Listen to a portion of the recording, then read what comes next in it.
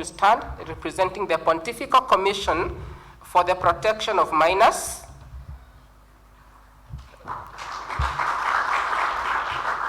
Thank you so much for coming to make sure that we are safe. If you're a minor, just know that you are safe.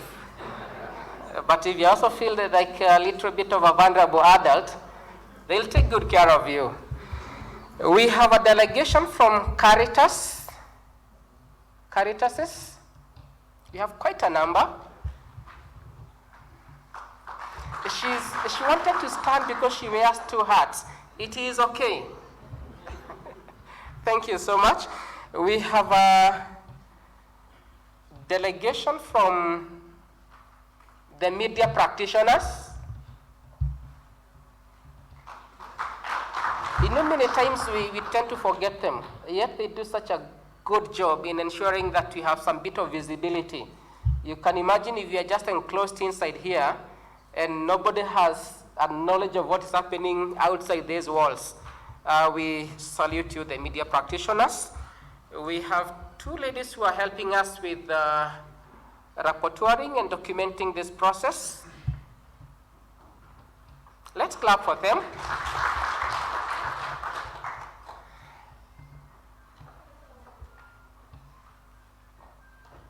And finally, we have a delegation from Kenya, a big delegation from Kenya, huge delegation from Kenya. If you are from Kenya, please stand up and let's welcome our guests.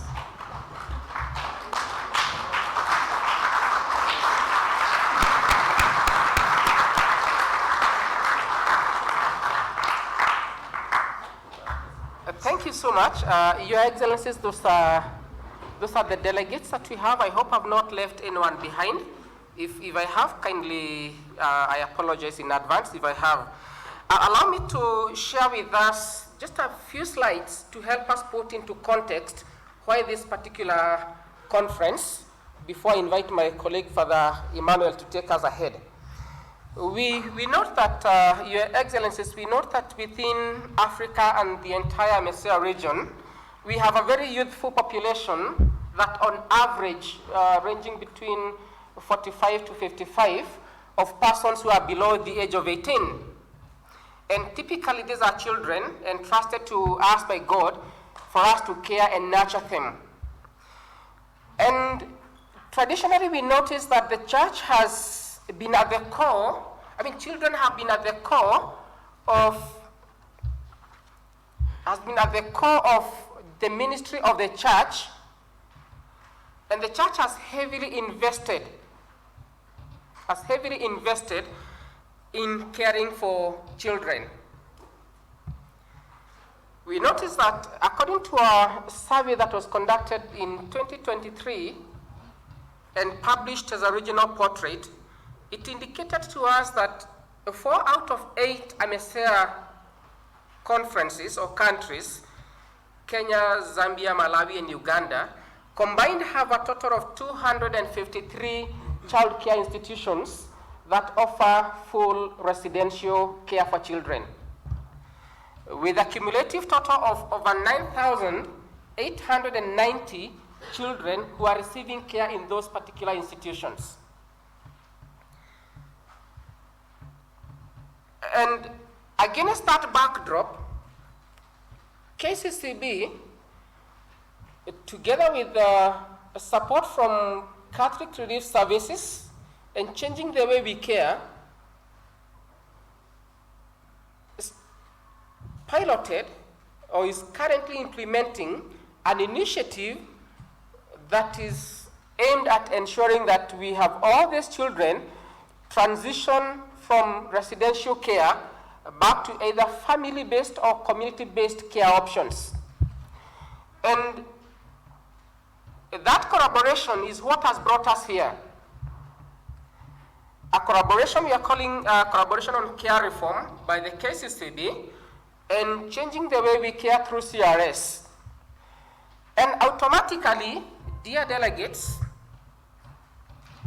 care reform being a government agenda, KCCB has worked very closely with the government because the government has the legal mandate for childcare, the government has legal mandate to set policies, and generally speaking, care reform is a government agenda. And therefore, this initiative that calls all of us to embrace care reform would not be complete unless we have government support and government collaboration. And at this particular point, allow me to pause and introduce to us a government delegation that has worked very closely with KCCB. Government delegation, we have a big government delegation from, I can say, Harry, kindly stand up, the government delegation. Yes, my seniors are here. This team has worked with KCCB and Changing the Way We Care initiative throughout every phase and every process of this journey. And to be honest, we are humbled at the collaboration and the technical support you've accorded to us as a church. Thank you so much. As we get into this learning conference, I want you to have the bigger picture so that as we mention AMECEA, as we mention KCCB, as we mention the government, you can see where every piece fits in. That we have an initiative led by KCCB, supported by CRS and Changing the Way We Care, but working closely with the government machinery to ensure that we have care reform initiatives within the Catholic Church in this country, and of course within the AMECEA region by extension. And AMECEA comes in as a learning partner. You may be wondering, where is AMECEA coming in all this? AMECEA being a regional body, our mandate within this initiative is to pick lessons, to pick good practices, and share within the Raja AMECEA region. And that is how AMECEA becomes part and parcel of this initiative. We congregate here in this conference with 3 objectives. And our objective number 1 is to influence priorities towards family care within the AMECEA region. Of course, we are basing things on lessons that have been derived from the implementation of care reform within KCCB. We want to spark family care influence and to have engagement activities through the launch of what we are calling regional and national learning products that have been developed out of a documentation process of the work that KCCB has done. And therefore, this conference is centered around the work that KCCB has done in a number of dioceses, which we'll be mentioning a bit later. And finally, we hope to be able to foster collaboration and networking among all the pastoral agents present here and beyond within the care reform space. And therefore, Your Excellencies and dear delegates, that is precisely why we are here.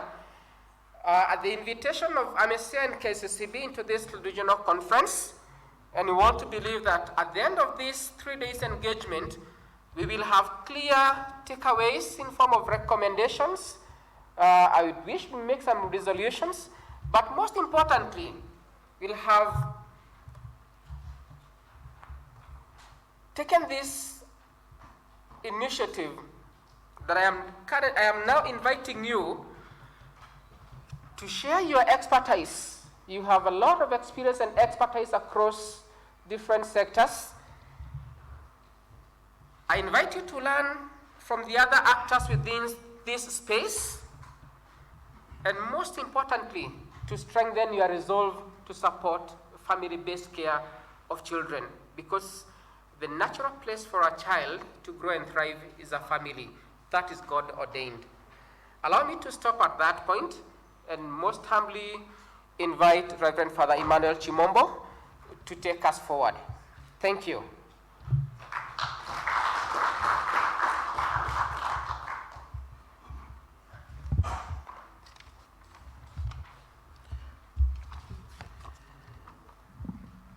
Thank you, George.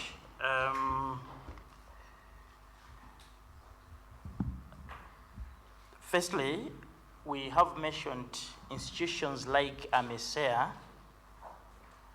CRS, and KCCB. I thought it's important that I just briefly mention what AMECEA stands for. We may take it for granted that all of us understand what it is. AMECEA is an acronym that stands for Association of Member Episcopal Conferences in Eastern Africa. So it's just like an abbreviation there. Some say AMECEA, others say AMECEA. Depending on how you pronounce, it comes to the same. And it's a composition of 8 conferences, but when it comes to countries, it is 9. We have Ethiopia, Eritrea, Tanzania, Kenya, Uganda, South Sudan and Sudan, Zambia and Malawi. Now, when it comes to countries, it is 9, as I said, but when you talk of conferences, it is 8 because Sudan and South Sudan are still under one conference. Then we have Djibouti and Somalia. They are members of AMECEA by affiliation. They are members by affiliation because to be a member of AMECEA, you must be a conference. And a conference, definitely, it is not less than 4 dioceses coming together. So the rest of these countries qualify because they have more than 4 dioceses, so they make a conference. Whereas Djibouti and Somalia are under one bishop and one diocese. So they don't qualify to be a conference, so they are members of AMECEA by affiliation. I thought it's important just to have that idea so that when we say we were at an AMECEA meeting, you understand that we are talking about 8 conferences and 9 countries. Now, before I go into the session that is here, we need to recognize special delegates who are here. So may I request my dear Secretary General for Kenya Conference of Catholic Bishops, Father Jude, to come and recognize in a special way and officially the delegates who are present.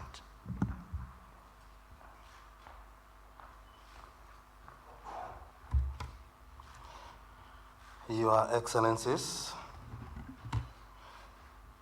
the Secretariat Board, the AMECEA and KCCB, leaders of various delegations, ladies and gentlemen, good morning.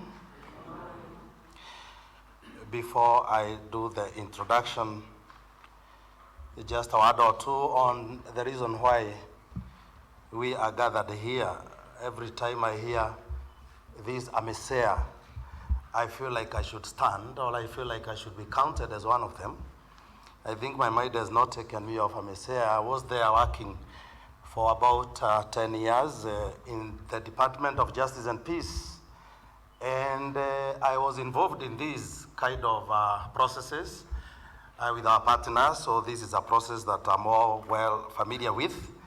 But I know with the time I will be in the family of both. Now I'm in KCCB. I feel like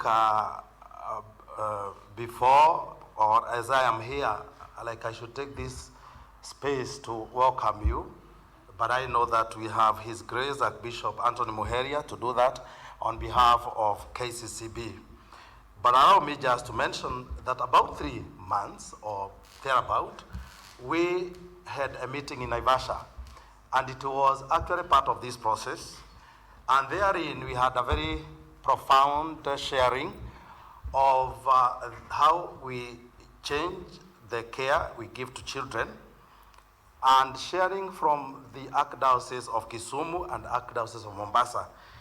And in that sharing, it was clear that a lot is happening, and that there is a lot of attention and care that is going on. And even the very basis of what we are here about, how we change means there's an effort to improve and to make it better. For that, I really appreciate that. I think because of that sharing and exposure of the time, I feel like that vigor and enthusiasm is getting renewed when I find myself in the midst of this same aura. Why this is very noble is based in the teaching of the Bible itself, in the book of Genesis, that talks about the dignity of a human person based on the likeness and the image that every person has. And of course, Jesus deepens this in a very tremendous way when he talks about taking care of the downtrodden. The downtrodden meaning those that are weak and that are likely to be downtrodden and down in the certain the children are actually in this category.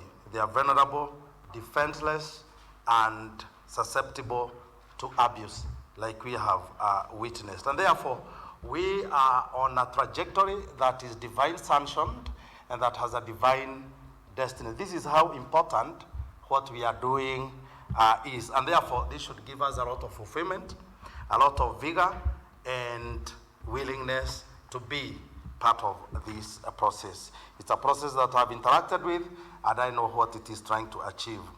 Why it is the interest of the church is because the church is in the business of implementing the teachings of Jesus Christ, and especially in liberating human persons from all that enslaves them, from injustices that are in our societies on account of the evil that exists in people's hearts.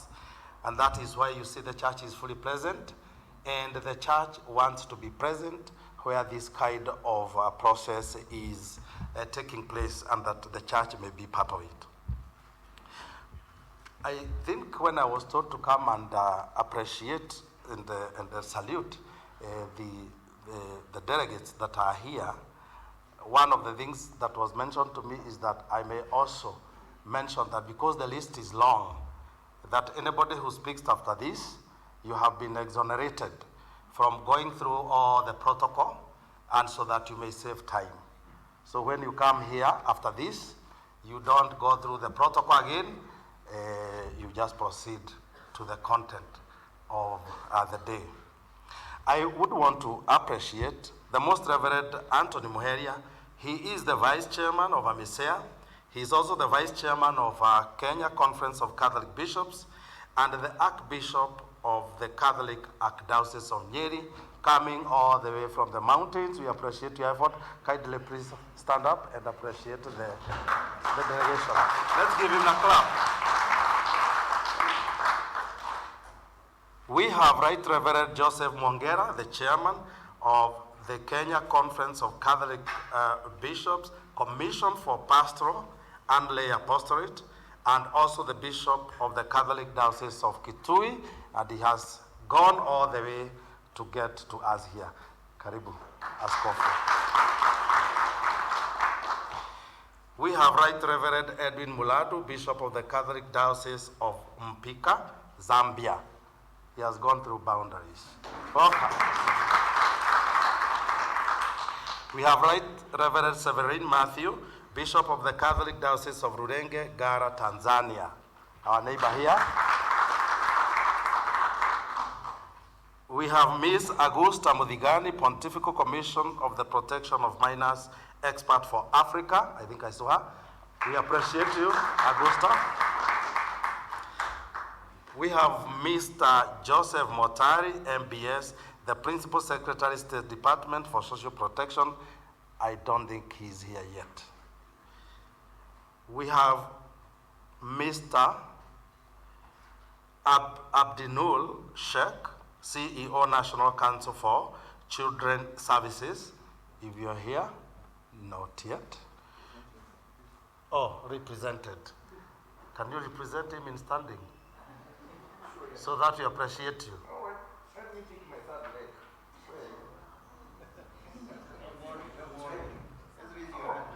Okay, in that case,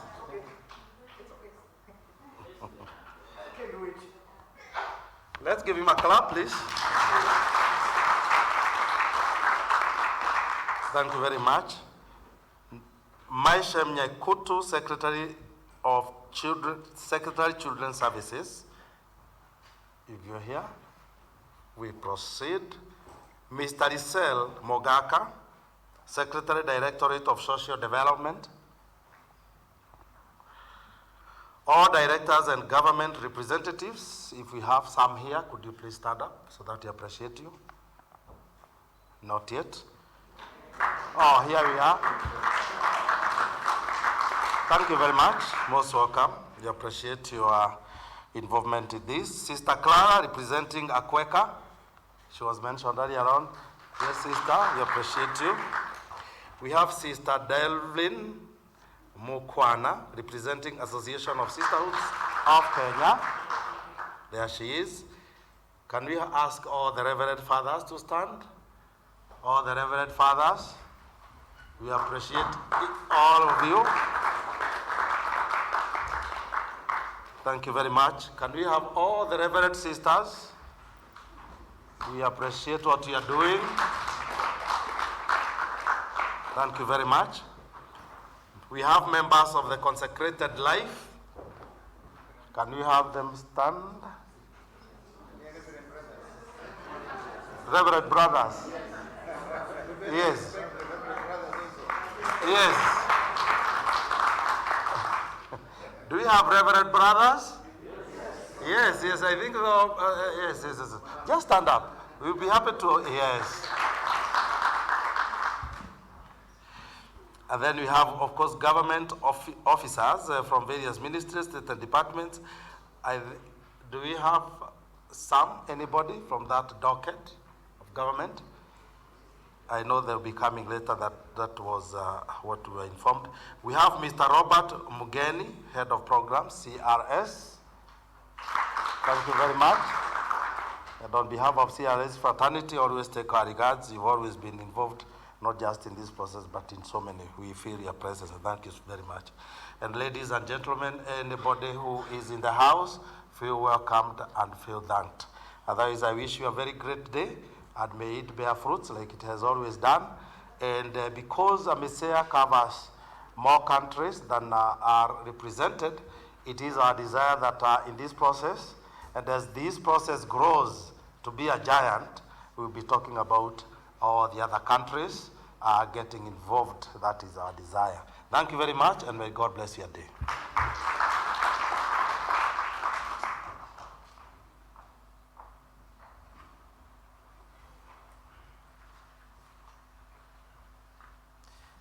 Thank you very much, Father Jude. And I think it's also important to have you recognized. We have representatives, or rather secretaries generals from member conferences. And we are privileged, at least Kenya, we have the Secretary General, and Zambia. May the Secretaries Generals for the conferences please stand up. They are executive directors of the conferences, but we don't use that, we use Secretaries General. So please, let's. Thank you very much. Now, I have the honor here, with all protocols observed, as mentioned by the Secretary General of KCCB, to invite a number of delegates to give special remarks. And the first one on the list, we would like to invite the head of programs from CRS, Catholic Relief Services, Mr. Robert Mugeni. A hand of applause for his presence.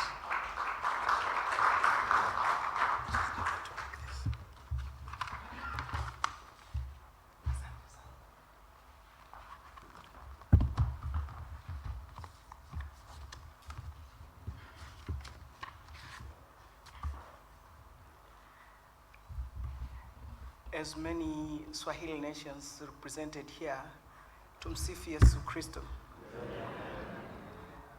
Thank you very much. Before I give my appreciation, because I believe That's the biggest role that I'll have to play today. I would welcome all my CRS colleagues. I know you guys have been outside trying to coordinate, but it's good to be appreciated. Please, can you stand? And for those who are outside, please, can you come in so that at least we are seen and appreciated. I'm very grateful for the work that this team has been doing in collaboration with KCCB and AMECEA. Thank you. You can just wave and we can clap for them. The initiative started since 2018, and this is the team that has been really working day and night to make sure that at least this type of dream is realized. I also want to appreciate, I know Father Waweru said we should not mention the whole list, but allow me to just appreciate the most relevant Bishop Muheria. Just to mention, this is the very first bishop I met when I came to Kenya. So I have real lahana. Whenever I see him, I feel welcomed. We went to Nyeri, to the Archdiocese of Nyeri, with my former country representative. Yes, and we met him.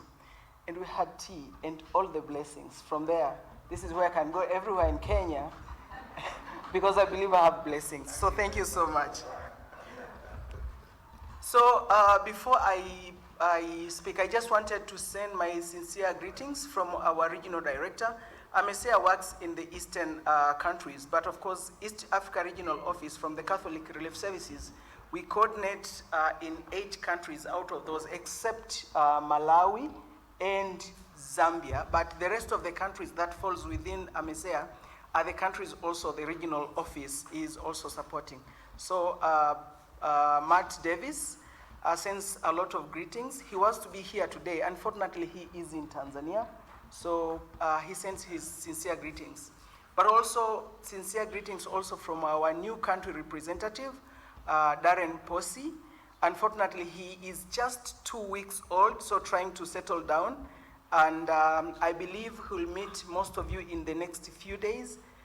For those who knew Rebecca Halam, she left in June, and now we have a new leader. So I believe he'll be visiting KCCB as well in the next few days. I know at times people confuses Catholic Relief Services and Catholic Church. I think people should not confuse the two.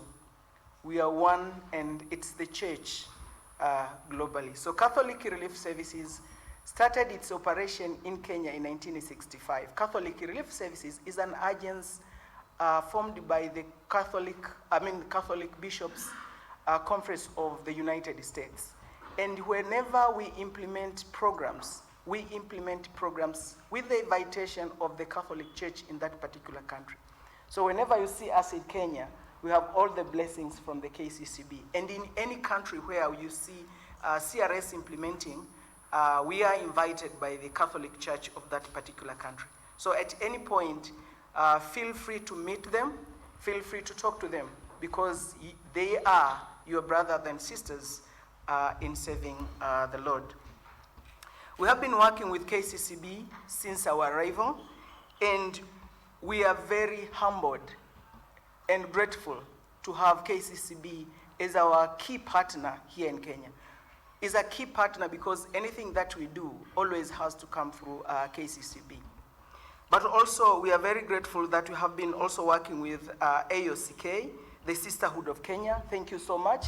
We implement several programs, especially the early childhood development programs, and we have been had a very good relationship for many, many years. And of late, we are also appreciative of AMECEA region, where we have, at least in the past 2 years, started working with them, especially on the care reform. I believe this is just the beginning of a good work that will come in so many years. So we are very appreciative, and we believe we'll achieve more together. Care reform falls within our country strategic mandate. So Catholic Relief Services, especially here in Kenya, We are currently implementing a strategy that is from 2023 to 2030. And care reform falls within one of the priority areas, that is health, nutrition, and social services. And why care reform? It's because we believe by collaborating with the partners that I have mentioned, we are raising the awareness and building the commitment of family-based care to promote safe, nurturing family care for children. So this falls one of the key mandate of what we do. Actually, care reform or changing the way we care is one of the key, probably I would say, 3 or 4 major programs that Catholic Relief Services implements here in Kenya. And this program is not only being implemented in Kenya, it's also being implemented in other countries globally. My colleague Edith will highlight that at the time when she does a brief overview of what the changing the way we care is. So I will not speak much of the changing the way we care, because I believe Edith will do that on our behalf. But I wanted to also appreciate, apart from the church that we are collaborating with very well, I wanted to appreciate our partnership with the government. I know the PS will be here, but I know we have a big team from the government, and that's a testimony of the good collaboration and hard work we're doing together. We're very appreciative, and we thank you so much for the support that you have always provided whenever we have been looking any support from your end. Through this program, we have really worked well with, apart from the national government, but also with county governments as well. I think the county government has played a very great role in supporting the care reform. Of late, we have developed and passed disability acts in Nyamira, Siaya, and Kilifi through the 3 counties. And that is the testimony of their commitment to the care reform program. One demonstration county that has done extremely well good work, and that is Nyamira. So the county has been actively engaged in initiative aiming at uplifting the welfare of families and children, ensuring their dignity and enabling them to thrive. The county government of Nyamira has enacted several policies. One, the Child Policy 2023, Nyamira Persons with Disability Act 2023 as well, but they also have been the champion of really helping or supporting other counties to learn from what they are doing. And recently they had organized a peer-to-peer learning exchange where it brought almost 80 participants from different counties in the country. So we appreciate and we thank a lot for their support. For the Changing the Way We Care team, and of course as an initiative, the tremendous progress work that we have done so far, which was launched in 2018, is now going beyond Kenya and 3 countries where this program had started. We want, or we believe, through AMECEA and other partners of other faith, we will be able to achieve the main goal of what we are all called for, to support children thrive and live in a very good environment, but while working or while living with their families. And this is the biggest call for every one of us. We understand there are challenges when we go or we want to achieve this goal, but I believe together with all of our hands, with the government and with the church support, we'll be able to achieve this goal. Today, tomorrow, and the day after tomorrow, we'll be learning a lot on how KCCB through the Archdiocese of Mombasa and Kisumu have been doing. And it's my request that once we learn, please let's take those learnings to wherever we're coming from, whether it's Tanzania or Malawi or Ethiopia or within Kenya in our other dioceses. Thank you so much. Again, as Catholic Relief Services, we appreciate and we humbly appreciate for the support that we have been receiving, both from the government and of course from the church in Kenya. Thank you so much.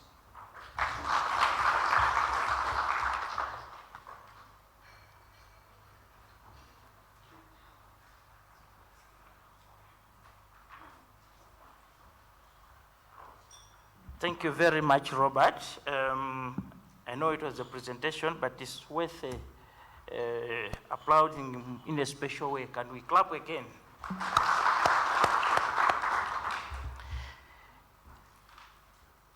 Now we were honored and are honored to listen to a presentation from the National Council for Persons with Disability, Directorate for Social Development, Directorate of Children's Services, and National Council for Children's Services.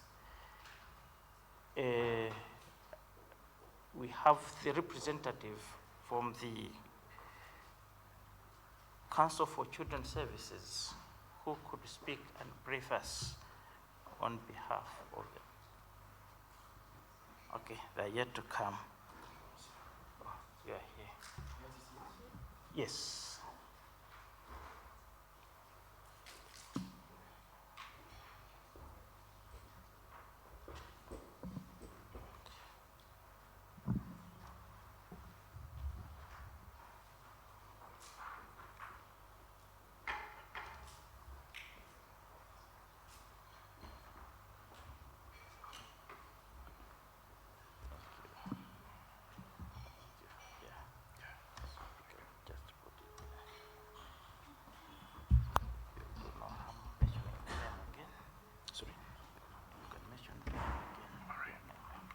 So, most welcome. Thank you.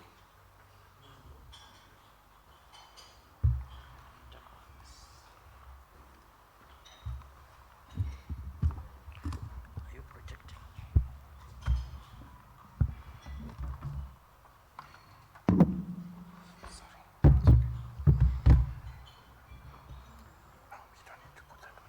Oh, you don't need to put it. Okay.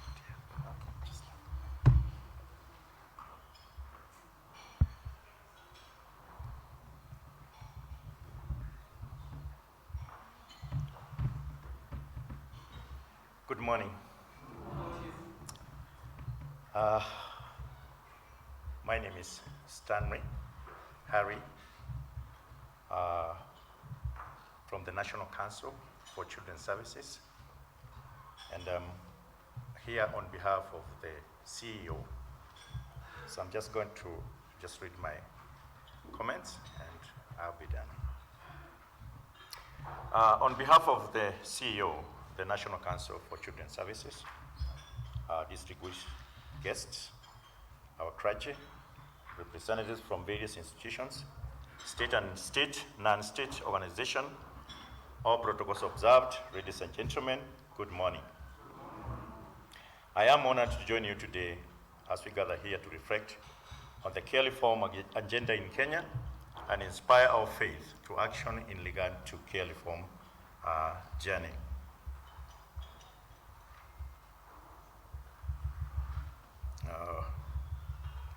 The National Council for Children's Services is a state corporation under the Ministry of Labor and Social Protection, State Department for Social Protection, and Senior Citizens Affairs.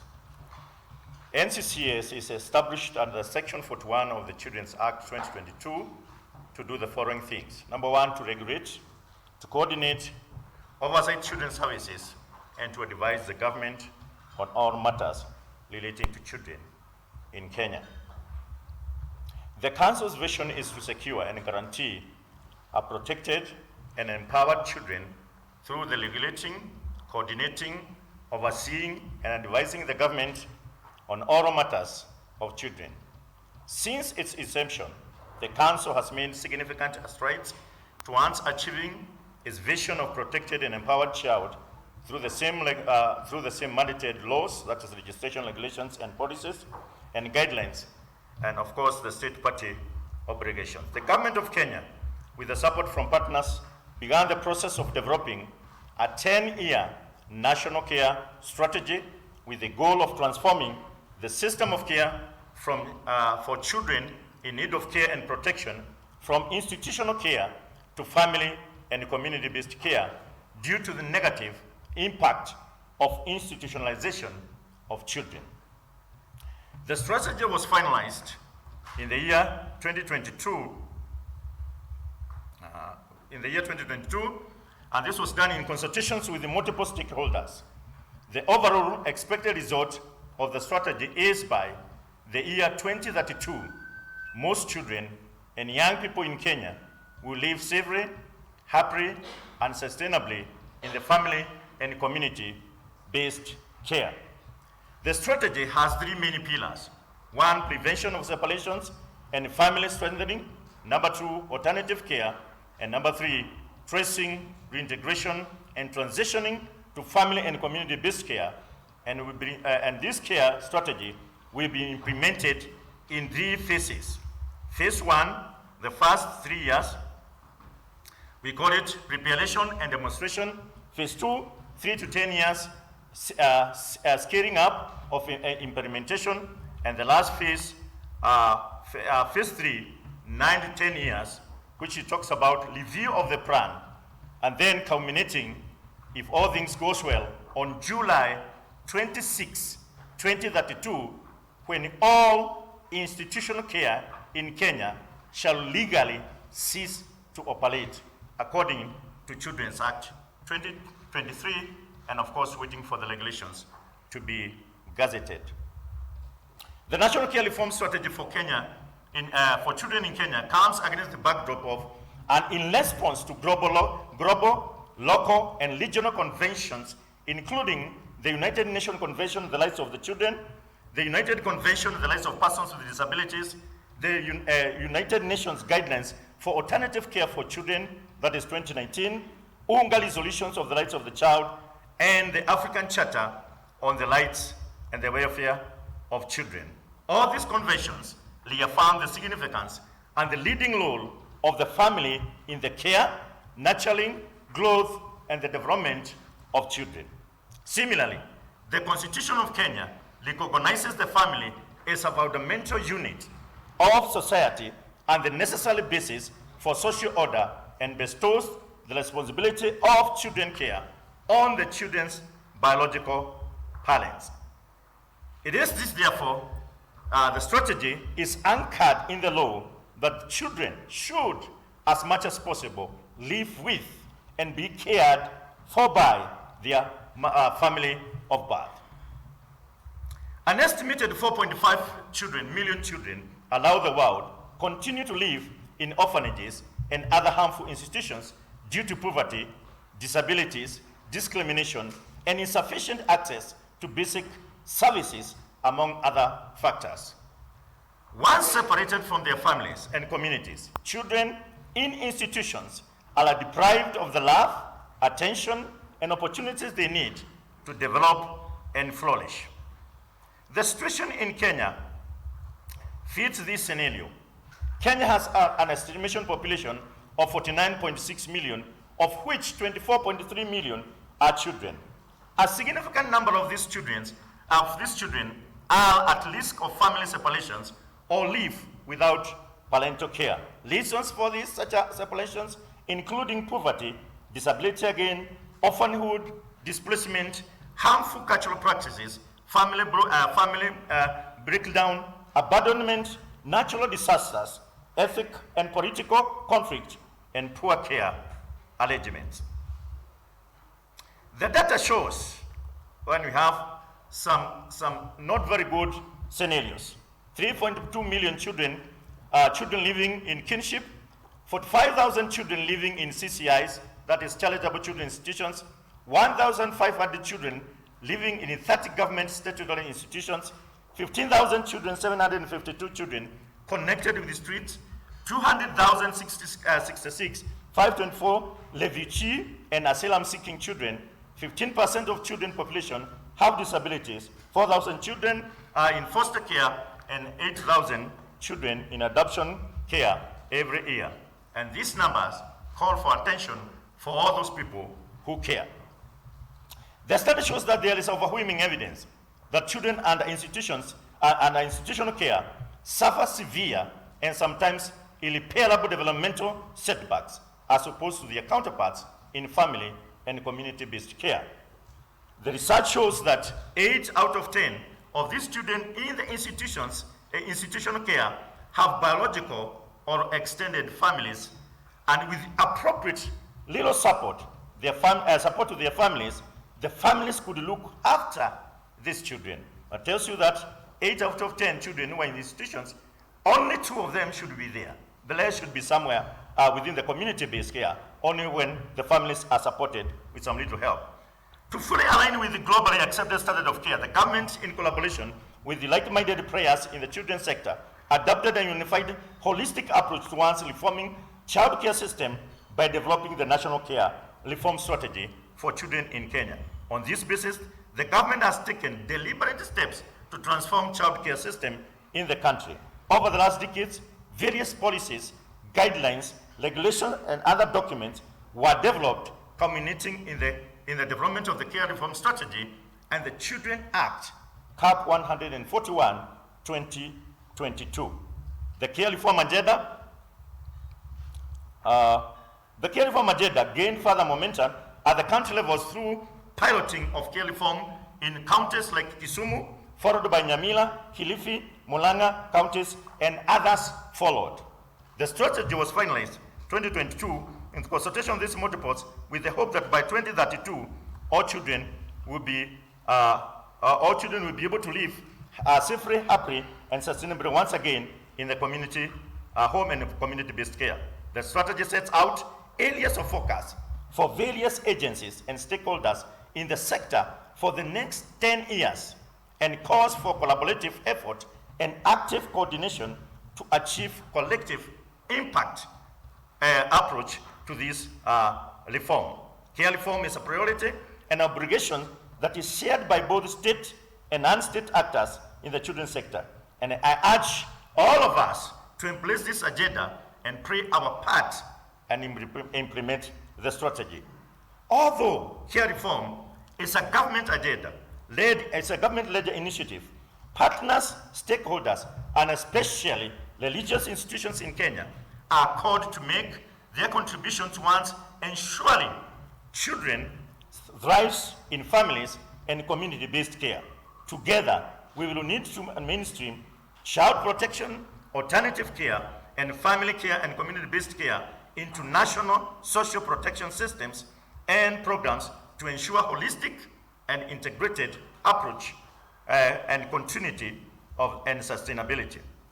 The ministry is calling upon all to forge together in complementing the government efforts to transform the children care system from institutional-based care to family-based care. Acknowledgement. The success story of care reform in Kenya would not be complete without mentioning our partners for the technical and financial support generously given. The government wishes to acknowledge and appreciate with gratitude the great role played by partners and religious institutions for the child care in Kenya. The religious institutions hold quite a major number of CCIs, and Catholic Church especially holding 146 CCIs, both registered and unregistered. And that I can speak with authority because the registering officer is the one now speaking. I know which one are registered, and you have only registered 40-something, 46. I'll check. 146 CCIs within Catholic. Majority of them are not registered. Munione baada ya kado hapo hapo. Anyway, beyond that, the supportive engagement between East and South African Catholic Changing the Baby Care through KCB and through the Changing the Baby Care in the last 2 years made a tremendous impact in the journey of care reform. We cannot thank you enough. Activities such as awareness creation of the National Care Reform Strategy and related policies documents across 4 ecclesiastical provinces was well noticed. Facilitating training to Catholic Church workforce, that is case management, alternative family case bearers, transition of care reform, CPIMS, safeguarding etc. Jointly conducting supportive supervision exercises for accompaniment and of joint training after the training. Ongoing support and follow-ups during the integration at archdiocese residential care facilities levels is highly recommended. Over the years, Changing the Baby Care supported care reform process through piloting and demonstrating of care reform work in counties such as Kisumu, Nyamira, Kilifi, Siaya, and Mombasa. Conducting institutional analysis to get baseline of residential care, institutional care for children being placed under institutionalization. Supporting the government together with other partners to have the national care reform strategy is partly due to the support by the changing the way we care. Supporting the government to develop key guidelines again and tools to promote the integration and transition of care reform, e.g. case management of litigation, SOPs, and the toolkits, alternative care family guidelines, transition of care guidelines and tools, supportive, I can mention so many things. So I think you deserve a big part from the government.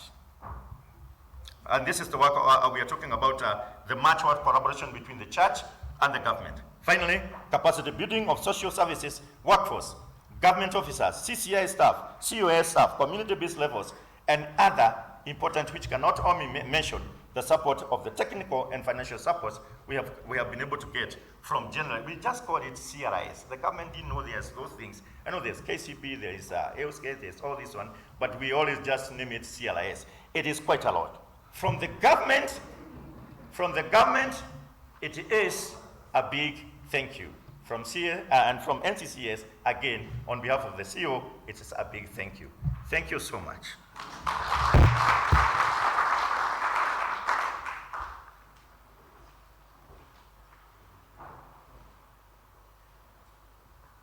Thank you very much, Mr. Stanley. I think the clap was not loud enough. Can we do it again? Thank you. You know, our relationship with government, especially government of Kenya on this program, makes this program very unique. It is unique because slowly the government recognizes the importance of the family as a fundamental unit in society. And we know the church, we respect the family quite a lot.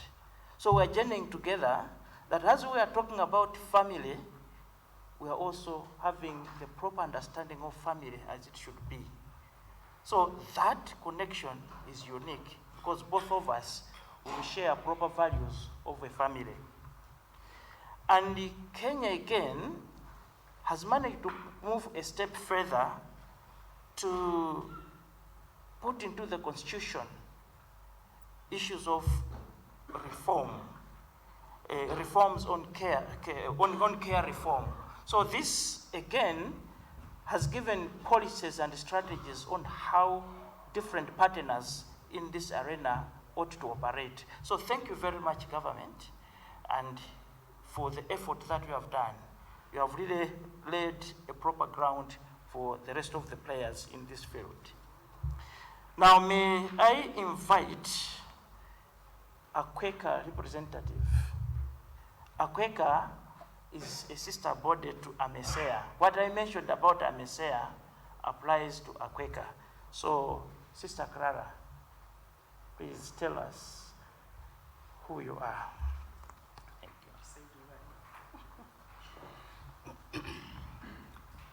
Good morning to you.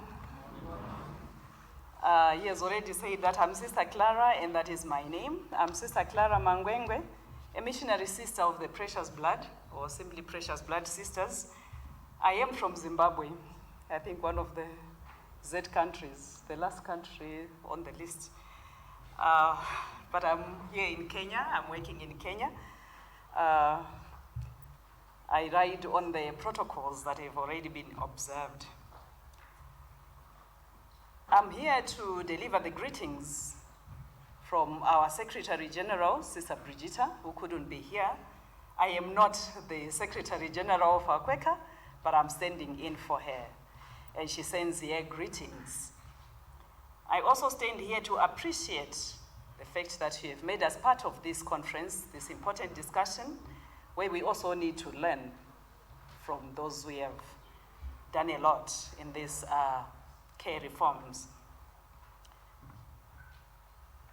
The Association of Consecrated Women in Eastern and Central Africa, popularly known as AQUECA, is a regional body of women religious from 10 English-speaking countries.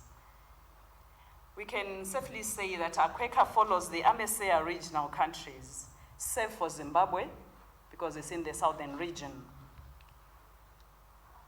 The vision and mission of AMECEA are anchored in empowering consecrated women for deeper evangelization through different programs, which focus mainly on strengthening the capacity of congregation leadership teams, initial and ongoing religious formation, increasing the involvement of women religious in issues of early childhood development, sustainability of sisters' ministries through training our traditional social ministries into social enterprises with entrepreneurial skills, and also increasing the contribution and participation of sisters in the care of the environment through justice and peace and integrity of creation. The collaboration which has existed between AMECEA and AMECEA dates back to 1973, when 4 sisters from 4 national associations were invited by the bishops at the AMECEA assembly of that year, simply as observers. So you can see that our collaboration, as earlier mentioned, is not just beginning today. It has been around for a while. A year later, in 1974, the foundation of AMECEA began to take shape. So this year, actually, AMECEA turned 50 years. So we are in the celebration mode of our Golden Jubilee. But then over the years, AMECEA began to change the name. At the beginning, it was called AMECEA Sisters. So we're really inclining ourselves to AMECEA body. But with more programs, the name began to change. That in 2002, that's when the current name AMECEA came to be. There are indeed a number of programs that AMECEA and AMECEA are carrying out together just to push the mission of the church within the 2 regions. We really hope that we continue this collaboration, because there's more to be gained when we are together than otherwise. We are really grateful to the organizers of this conference on care reforms, which AMECEA has been invited to be part of. It is coming at the appropriate time. There is indeed need to change the way we care for the children. It is time that we, as women religious, begin to embrace the new ways of taking care of children. I think it is common knowledge that our ministries are populated within this. We run a lot of homes or other homes where children are either taken care of or the elderly. So it is appropriate that we also adopt new ways of taking care of the children. AMECEA is coming to this conference with an open mind to learn from those who have made strides in care reforms and network with others on this worthy cause. We will also take an active role in rolling out this program, this agenda, in the rest of our region. As women religious, we are indeed involved in many social ministries, which does not exclude the caring of the children and the vulnerable as part of our apostolates. It is our hope that this conference will help us as sisters to adopt these new ways or these new reforms. With these many remarks, once again, let me thank you for this kind invitation. And as AMECEA, we support this initiative, and we hope that the North who will draw from here will be able to roll them out in the rest of our regional countries. I thank you.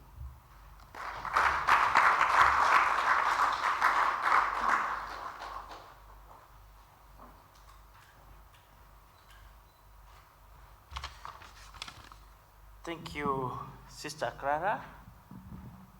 representing the Secretary General for Quaker. They are really our sisters. Previously, they were AMECEA sisters. That was good. It was simple. People just know AMECEA, and then thank you for being present. Now, we would want to have remarks from the Pontifical Commission for the Protection of Minors. You know, AMECEA as a church, we have the connection all the way from the grassroots up to the Vatican. So the Holy Father sees what we are doing. Now we have the representative of the Holy Father here who works in his office. So let us hear what she has for us. Thank you.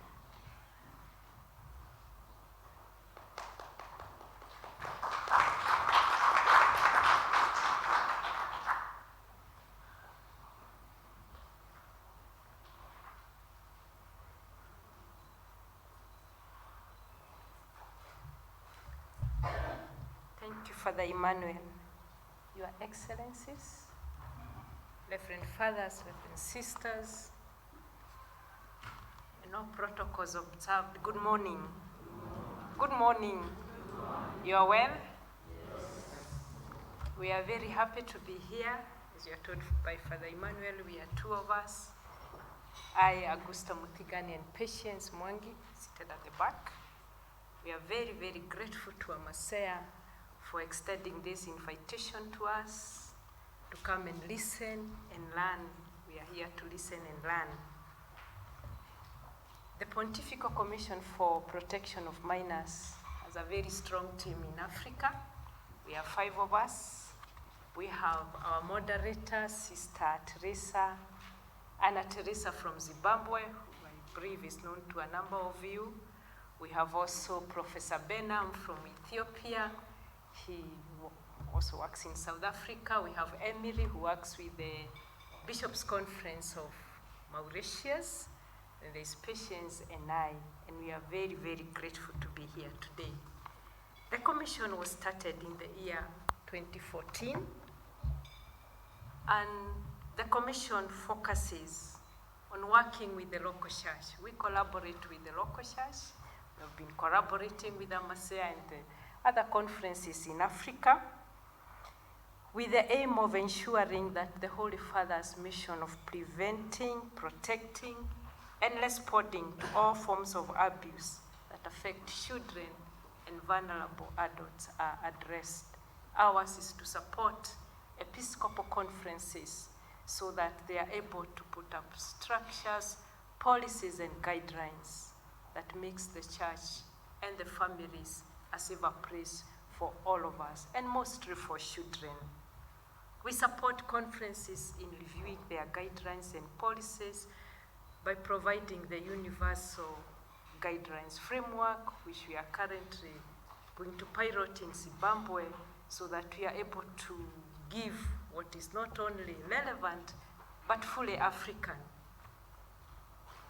guidelines that will address our culture that is very strong when it comes to, has strong values when it comes to supporting children, preventing abuse, and enhancing family values. We also build the capacity of the local church, and we are very, very grateful because AMECEA has given the commission an opportunity to build the capacity of church leaders. We did that with the bishops from AMECEA in July. We are going to continue with that, with the safeguarding coordinators, also through the superiors, the conference of superiors, major superiors, build their capacity so that as they carry out their work at the grassroots level, matters of prevention, safeguarding, responding to cases of abuse are effectively addressed.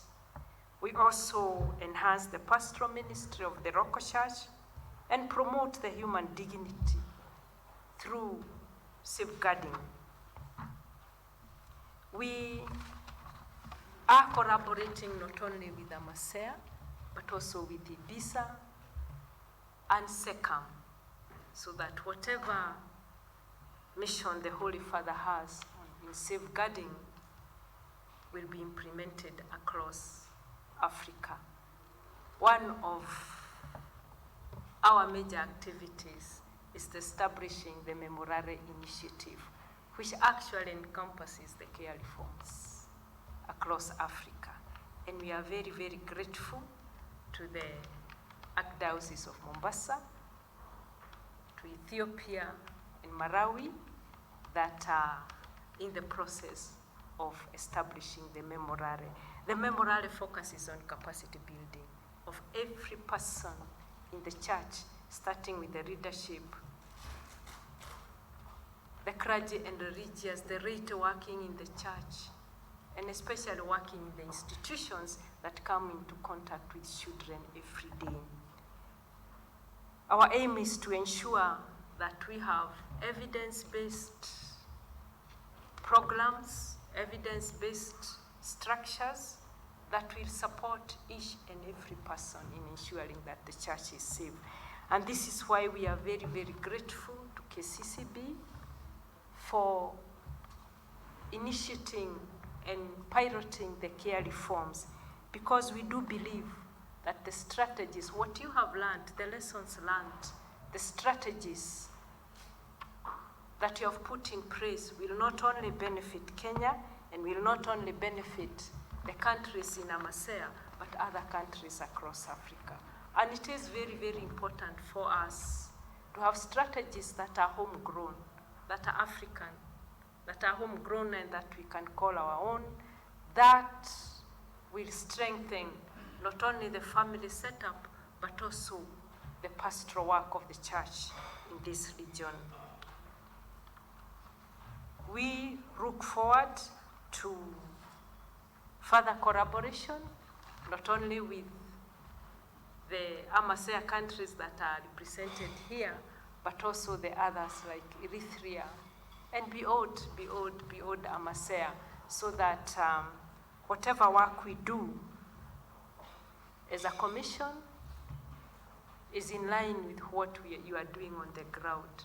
Ours is to build on what you have, really build and strengthen it so that the mission of the church is accomplished. What we emphasize on is that every child matters, and that is what we all know. Every child matters. And the care reforms are fundamentally about safeguarding. Every child has a right to be respected, nurtured and cared for, and protected, right from the family setup. The children who are in institutions mostly are there because of child protection issues. And as we work through care reforms to transit them back to families, to foster families or their original families, it's very important for us to ensure that the child protection issues are well taken care of, because mostly that is what made them leave their homes to go to the institutions. And therefore, the church is doing what it has always been doing well, taking care of children. That is what the church has been doing all along through her institutions, and talking and advocating for children. And that's what we will support you to continue doing, to advocate for the rights of children, for their well-being. Because the children are our yesterday, they are our today, and they are our tomorrow. They are our church of the future. And therefore, ours is to encourage you, support you where we can, work with you so that the care reforms will bear fruits, not only in this region, but across Africa. And in the process, make the church and our communities and families a safer place for all of us.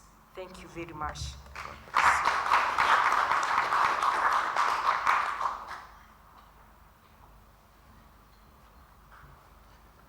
Thank you, Augusta. I think she deserves another hand of applause. I wanted the Holy Father to hear that we appreciate her presence. Thank you. We are privileged that the government support is quite great, and we have the Principal Secretary of State Department coming in, which is really a great support, Thank you.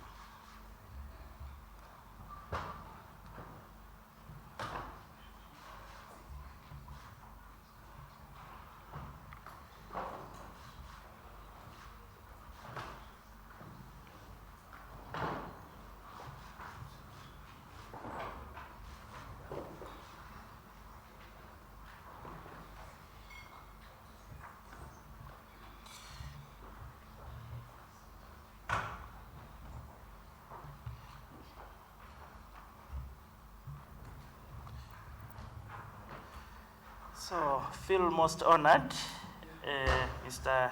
Joseph Motari, the Principal Secretary, State Department for Social Protection and Senior Citizens Affairs. We are really happy to have you amongst us. You have just come at the very right moment, the moment for you to address us. We have already done the introductions, and you may just be privileged to know at least our bishops in front here. We have the Most Reverend Anthony Muheria, who is the Vice Chairman of AMECEA, Vice Chairman of Kenya Conference of Catholic Bishops, and also the Archbishop of the Catholic Diocese, Archdiocese of Nyeri, the middle there. We're also privileged to have Right Reverend Joseph Mongela, Chairman of KCCB Commission for Pastoral and Lay Apostolate, and Bishop of the Catholic Diocese of Kitui. We are privileged also to have Right Reverend Edwin Mulandu, Bishop of the Catholic Diocese of Umpika in Zambia. We also have Right Reverend Severin Matthew, Bishop of the Catholic Diocese of Rurenge, Ngara, Tanzania. And the one who just spoke here, the one who just left, is Miss Augusta Mutigani, the Pontifical Commission of the Protection of Minors. She stands in for or rather an expert for Africa in the protection of minors, an office that is anchored by the Holy Father, Pope Francis. And the members that you have here are coming from the AMECEA member countries that comprises of 9 countries in the AMECEA region. We have Ethiopia, Eritrea, Uganda, Tanzania, Kenya, Sudan, South Sudan, Malawi, and Zambia. But for the sake of AMECEA, we also have Zimbabwe. The one who just spoke here is coming from Zimbabwe. So we have that international setup and representation, and as you are addressing us, you are talking to all this representation. May I have the honor to invite you to address the congregation.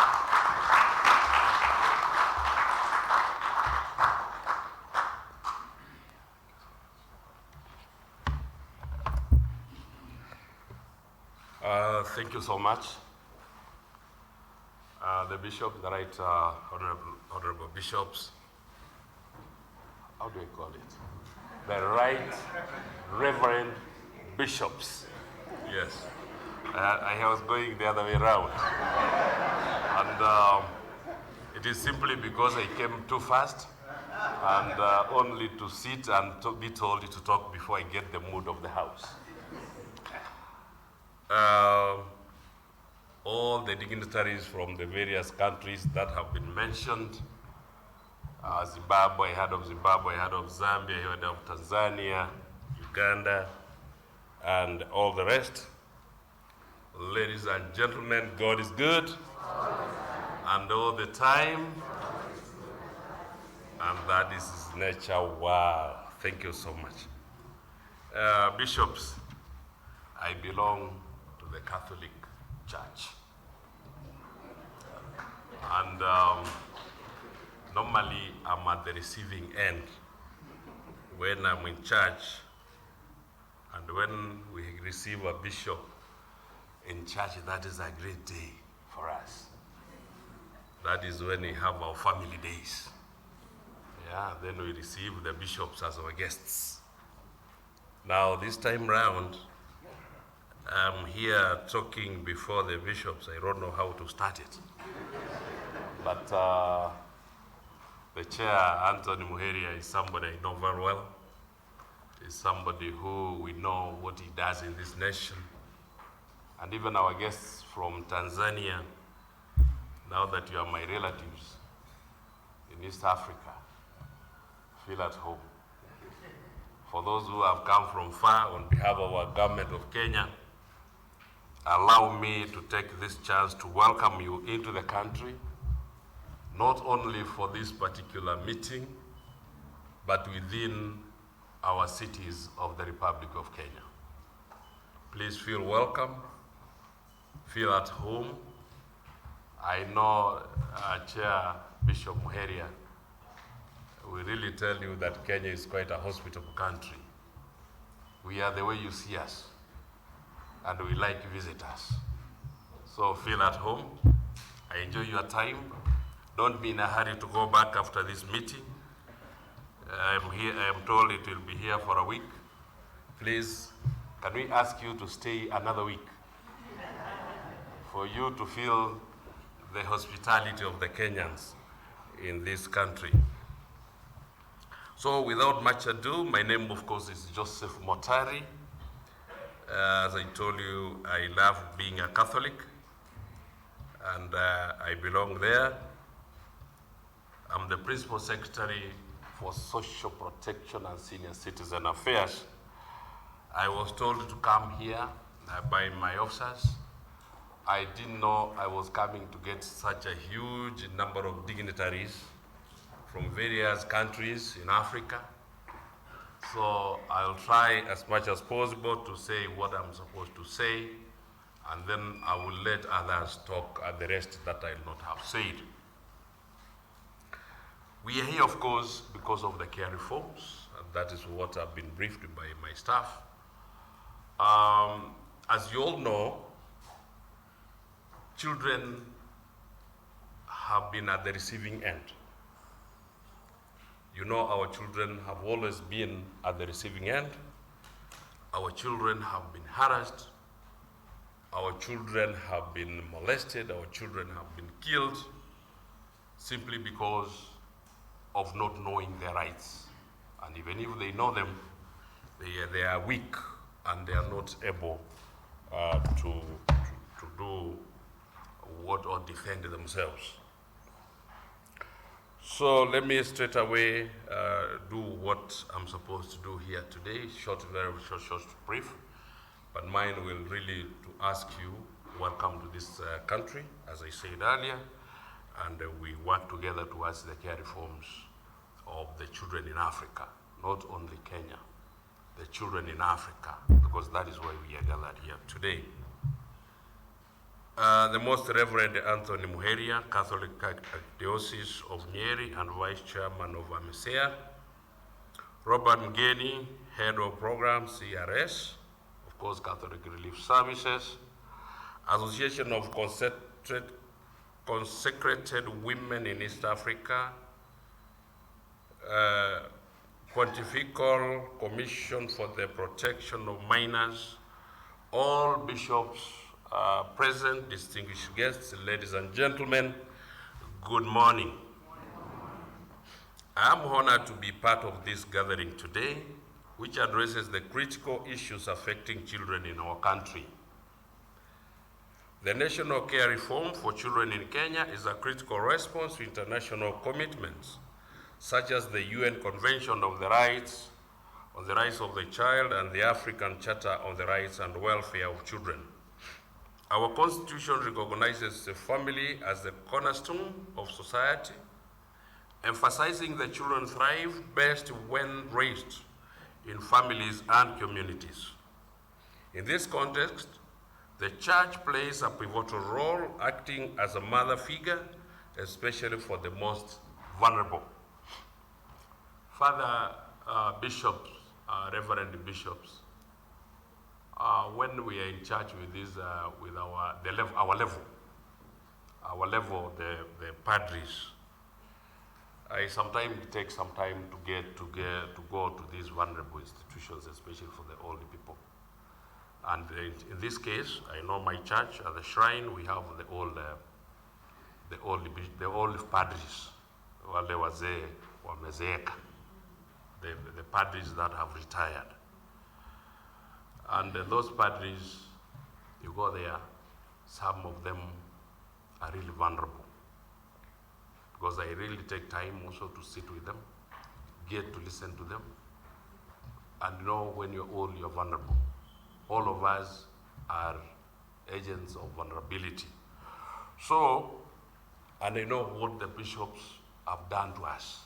I know what the church have done to us, especially on matters children, on their education, on their care reforms, and all that pertains to the children. We really thank you, the Catholic Church, what you are doing and how you are collaborating with the government. However, we cannot ignore the reality of dysfunctional families in Kenya.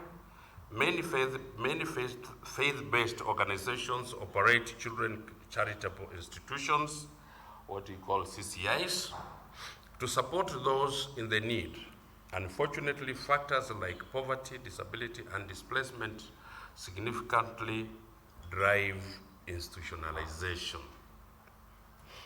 The government of Kenya is dedicated to transforming the child care system through various initiatives, including the Inua Jamii Cash Transfer Programs, the Positive Parenting Training Program, the Family Promotion and Protection Policy 2023, nutrition, bursary, and other child protection programs. These efforts aim to prevent unnecessary family separations and promote family care. Ladies and gentlemen, and our bishops, you'll always believe and agree with me that a child brought up within a family care is better placed, is better loved by those parents than our institutions that we bring them upon. So please, what we as a government are embracing here is it possible for every child in this nation, in Africa, to be raised within a family setup rather than the institution? There are factors that may really force us into the institution. But if possible, we ask as a government of this republic that, if possible, let us raise children within a family setup. If the both parents are not there, then there should be close aunts or close uncles. Can we try as much as possible to bring our children within at least a family setup? There are many benefits that a child will get when he or she is within the family setup. I want to take a moment to appreciate the Catholic Relief Services for their invaluable contributions. You have been instrumental in several key areas, including one, engaging the Kenya Conference of Catholic Bishops in care reform implementation.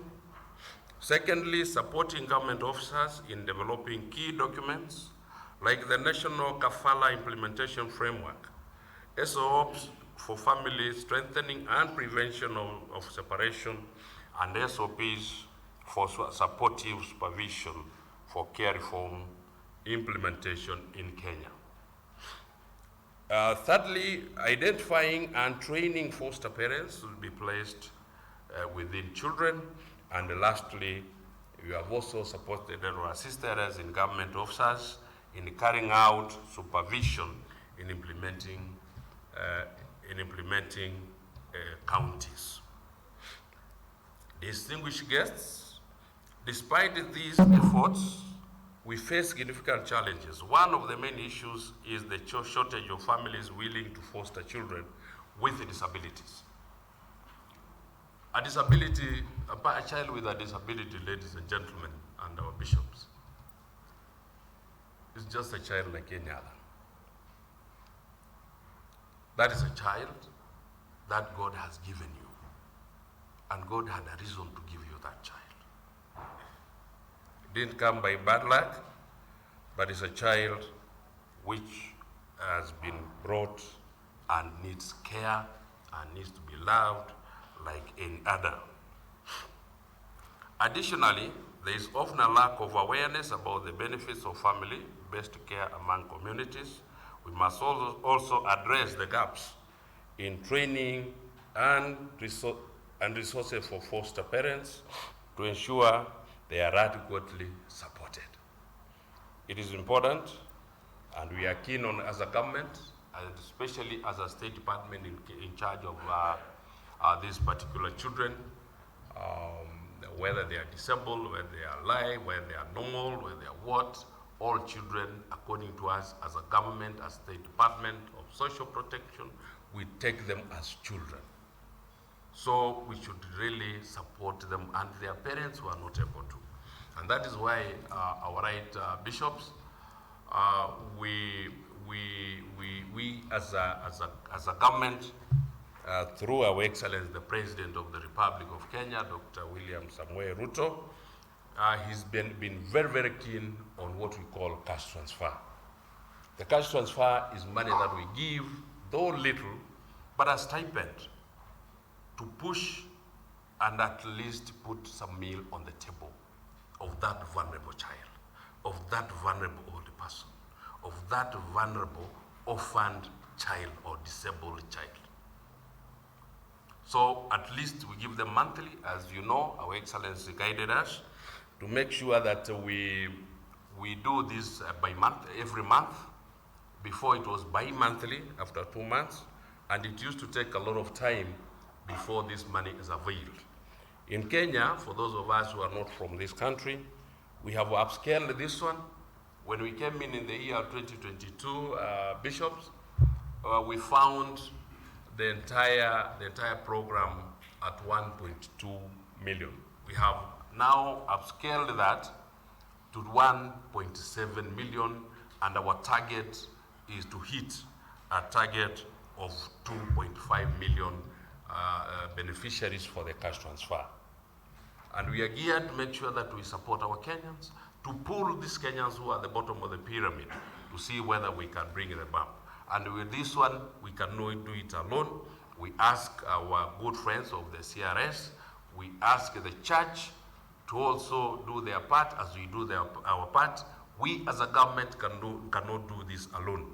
We need support from all corners of other people to make sure that we upscale the cash transfer and also the lifestyle of our people.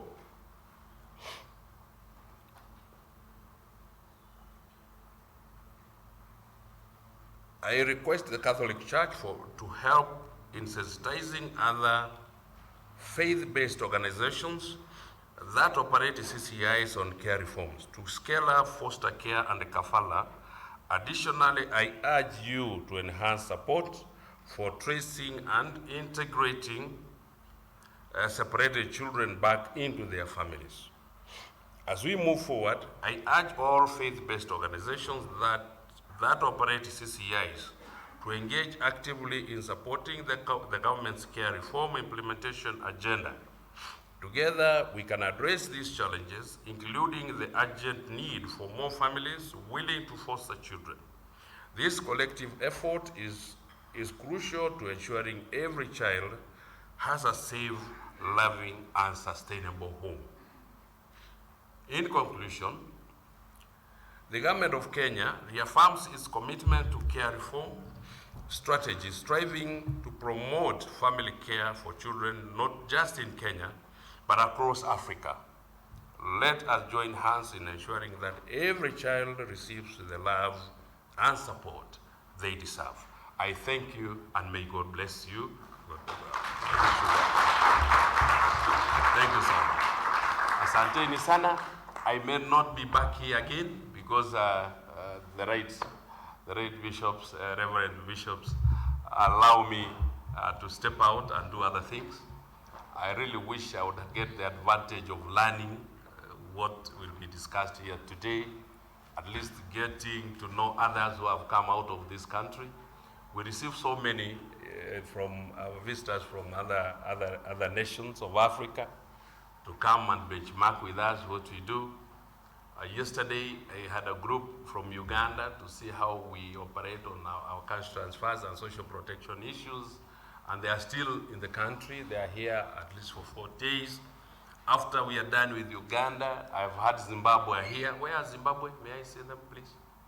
Oh, thank you. Zimbabwe are coming in the month of November, if I'm not wrong. They're also coming to benchmark with us how we are doing matters social protection. We are trying by the will of God. We are really trying to see what is it that we can do to a vulnerable person. What is it that we can do to uplift that vulnerable person? So please, as a church, I really wish to thank you so much for what you're doing to take care of that vulnerable person within our vicinity. Should we get that child? Should we get that older person? Let us not kick a beggar. No, let us not shout at a beggar. That beggar is there, is trying to beg because he or she has no food. Let us talk to that beggar. Let us see what we can do and uplift that beggar from begging and graduate out of begging. I thank you and may God bless you.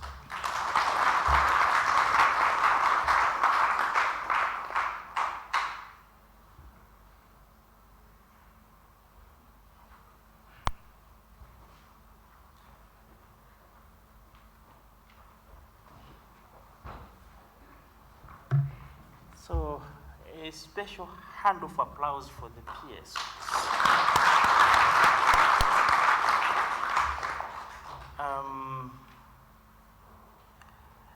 Your Honor, we want to request you, I know you have other business to do, but we wanted to request you that you help to color our photo. Normally they say you are never there till the media people capture you. So wanted, after His Grace Anthony Muheria speaks to us, we have a group photo and we'll be privileged to have you amongst us. The photo won't take long. Thank you. Let me also have the honor now to invite in a special way Most Reverend Anthony Muheria, whom we know very well, of the Catholic Archdiocese of Nyeri, and Vice Chairman for AMECEA, but also Vice Chairman for Kenya Conference of Catholic Bishops, to give us a keynote address. Your Grace.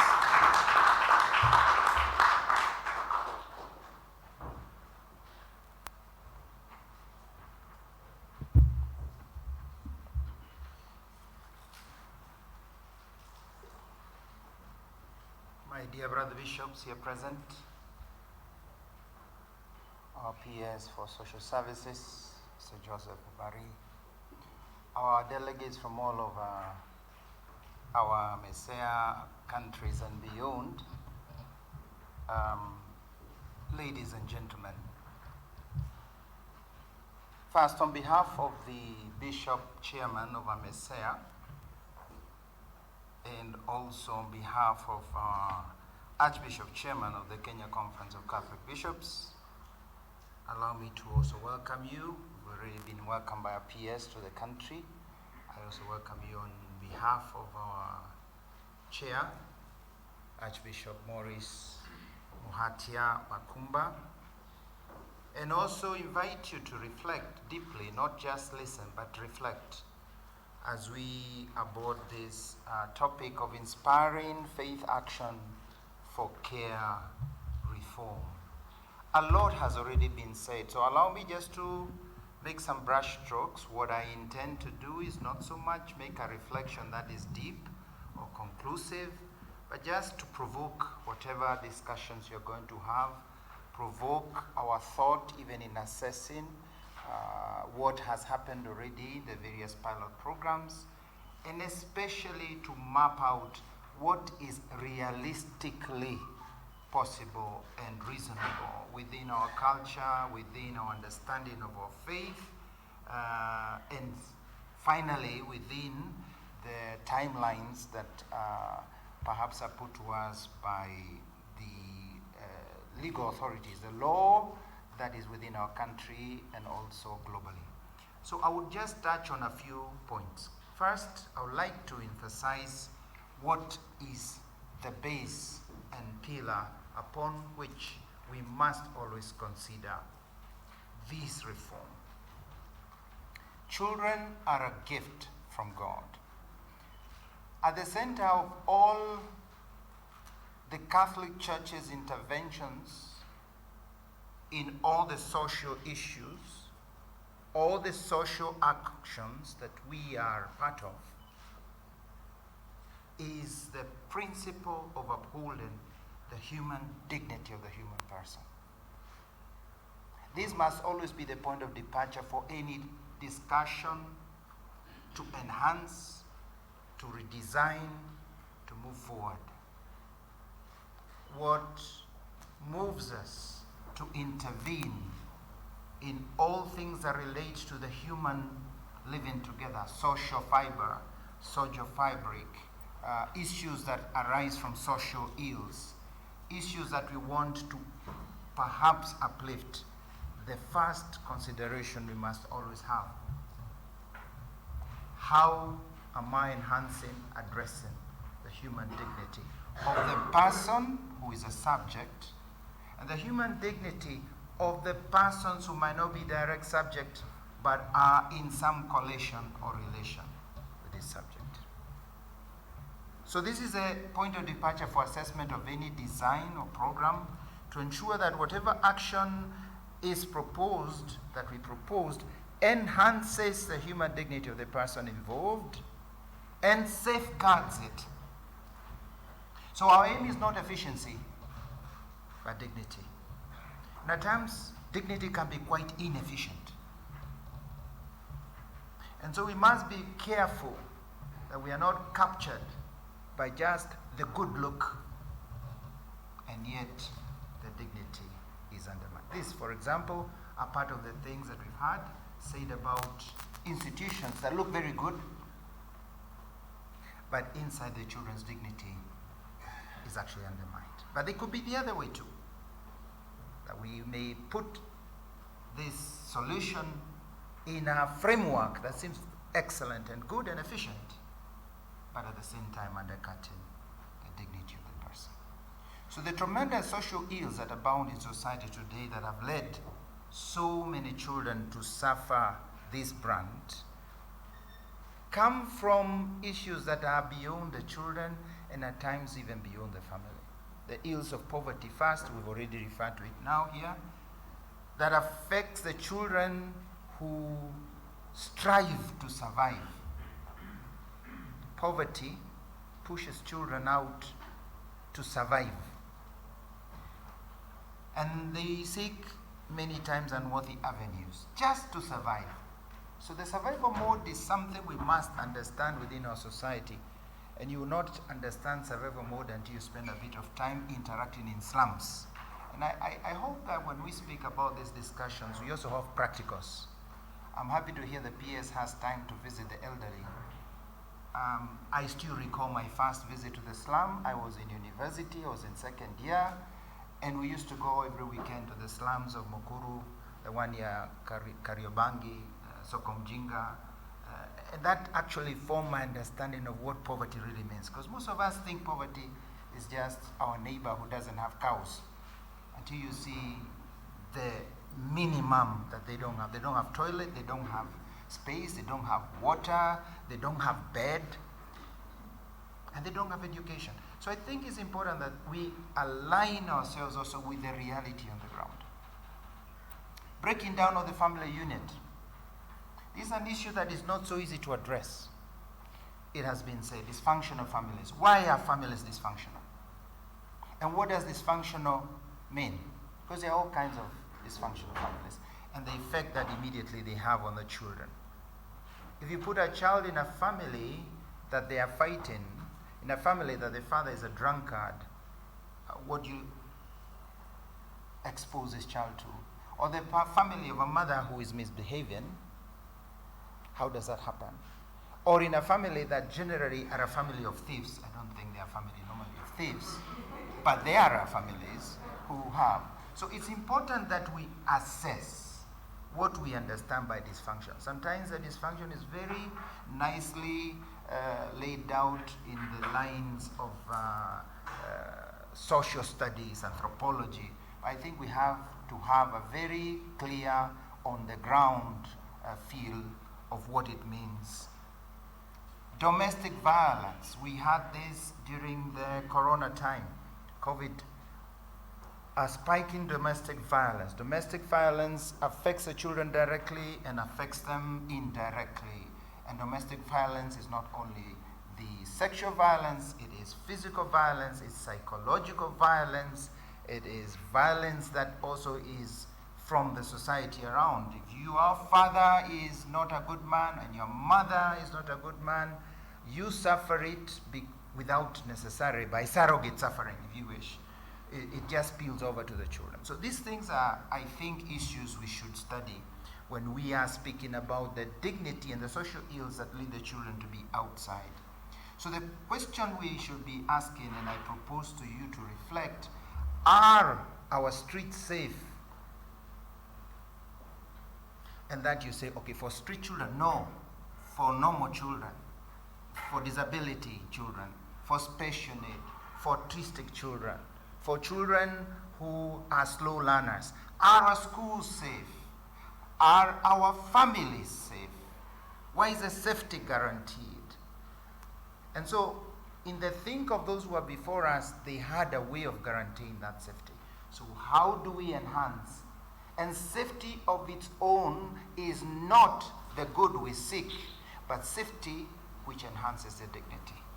So this reflection, focusing on the places of safety without at the same time losing sight that that safety we know is a natural place of it is a family, but at times we have to calibrate and see when is it safe enough and enhancing enough of dignity in this environment or the other. So here I'm just throwing these ideas to ask, where is the dignity most imparted? Dignity is given, dignity is enhanced, dignity is nurtured, self-esteem. Where will it come out best? Where will it blossom? And sometimes it blossoms, I read the other day, that some fathers prefer to hold the child as he's riding a bicycle. And they run with the child and they don't let go. And so they put the bicycle with the extra 2 wheels so the child doesn't fall. So safety is so important for him, so the child never learns how to ride. But a father who knows that the child must learn will hold the child and then at a moment push. And there's a risk of safety. But the child then learns to ride. So where are we? Where is the balance between the two? And I think this is not an easy discussion. I think that's why we're here to discuss, to learn, and find the right balance. Because sometimes we can get a pendulum that goes on one side and sanctifies and sanctions one, like they did in the past. Now we go to the other side, sanction and sanctify, but we are not really considering what is the right balance. Second point, the primacy of children for us in church, in Jesus' ministry, that this is a central interest for us. And our interest should not be just merely negative. Many times we speak about children with disability, children who are extremely vulnerable, children. Let's also remember the positive, affirmative, and formative aspect of these children. That we also say, how can we enhance the dignity of every single child? We were just told shortly that every child matters and that we are caring for all. But how do we make sure that in our frameworks, we may use that, the child actually, any child will blossom? So what is it we must do, not only to protect the ones who might be in environment that are perhaps threatening, but how do we create a bigger environment that will make any child blossom? And that's why in the third point we speak about what are we going to address in the family.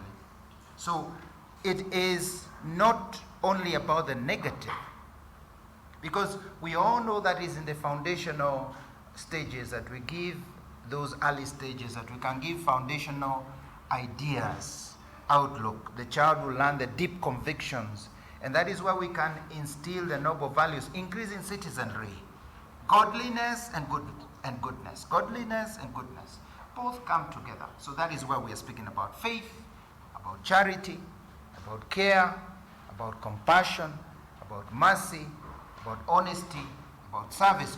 All these are a mix we must sell. Now, since our children are our first subject, how do we make the environment that we are bringing? Because we are interested as church not only in building very holy, pious people, but holy, noble, hardworking, and good citizens. Because the two they don't separate. Primacy of Jesus' ministry. We want to emphasize that Jesus did not only tell these people about the heavenly connection, the Father, he also gave them food. He also took care of them. He was interested in challenging their scope and their ways, their habits. So that too must be an entire mix together in whatever we give. That in the ministry we as church, we are convinced in carrying out Jesus' ministry that we must do both human and spiritual, and the two must work together. Again, this balance is important because what are we nurturing more in an institution and what are we nurturing in a family? Is this going to work? It is true. Orchids grow, the most valuable flower grows on rottenness. Say, okay? It's actually grown on rottenness. So it's true. Even in very bad institutions or very bad families, you're going to get orchids. But at the same time, toxicity destroys whatever you try to grow. So you must have some kind of measure without condemning. The question is, are institutions of themselves evil? Are institutions of themselves totally to be excluded? Is that a goal that enhances us? Or are we thinking of emphasizing the key point, which is the family, as we are going to say now, but not as a goal specifically, but as how can we emphasize what is original so that it can enhance the dignity. So the third point is that the family, we understand, is the primary unit responsible for child care. So we must seek, therefore, here ways, discuss, how do we repair, improve, reinforce the environment of the family for the child to properly grow there. Our attention must be to assess families and assist families. In the assessment, there may be families that cannot work. Then what? I think that's something we have to face. So we try to assist so that the family be the adept place to help and nurture children. So the question would be, are families prepared to receive the children? Is it just financial? Or is it, for example, an autistic child or a child with mental disability? Are the families prepared? What does it mean to prepare them? And will they care for them? I have a backstory. 2 children from one of our institutions, it is a mentally disabled institutions, were reintegrated in their families. It's a poor family, they're in poor families, they have,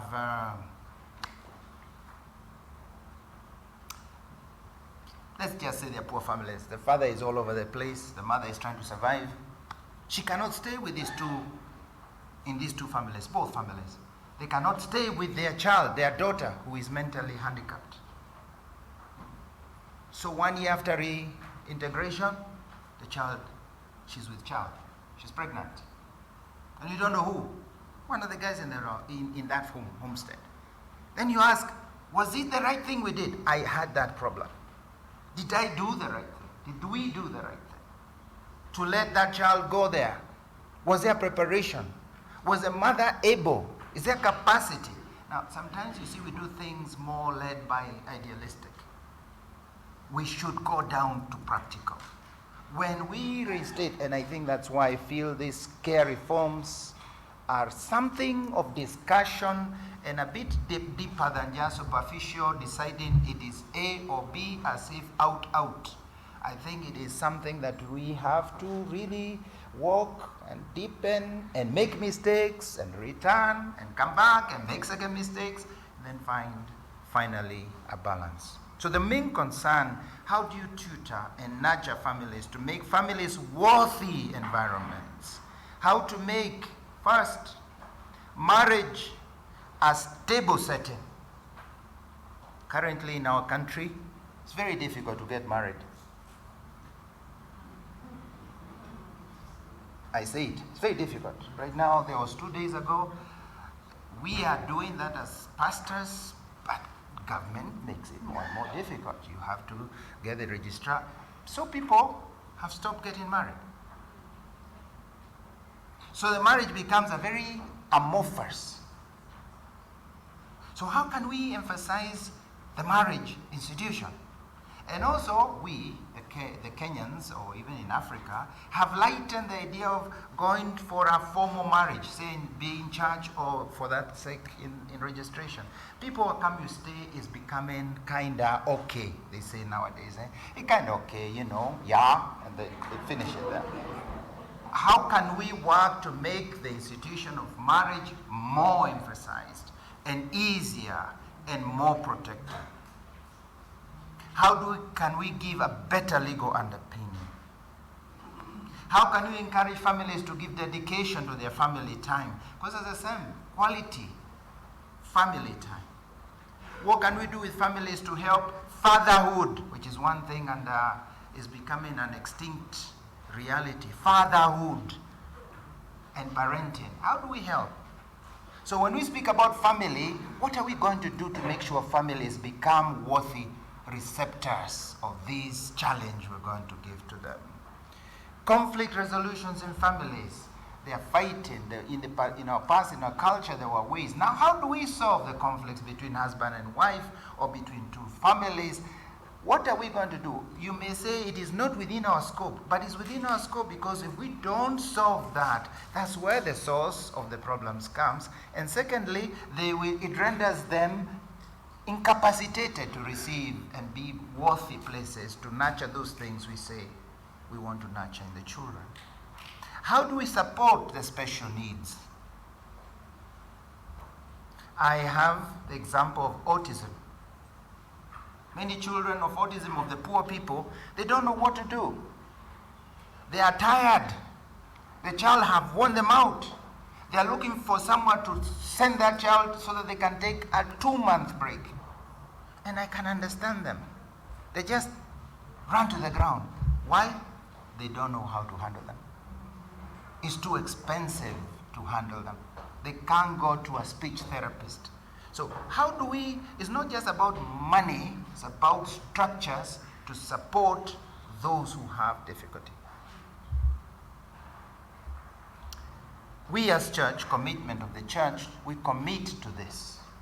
And I think this is what maybe we as bishops and we as church should think also, supported by our partners. How can we work towards strengthening the family?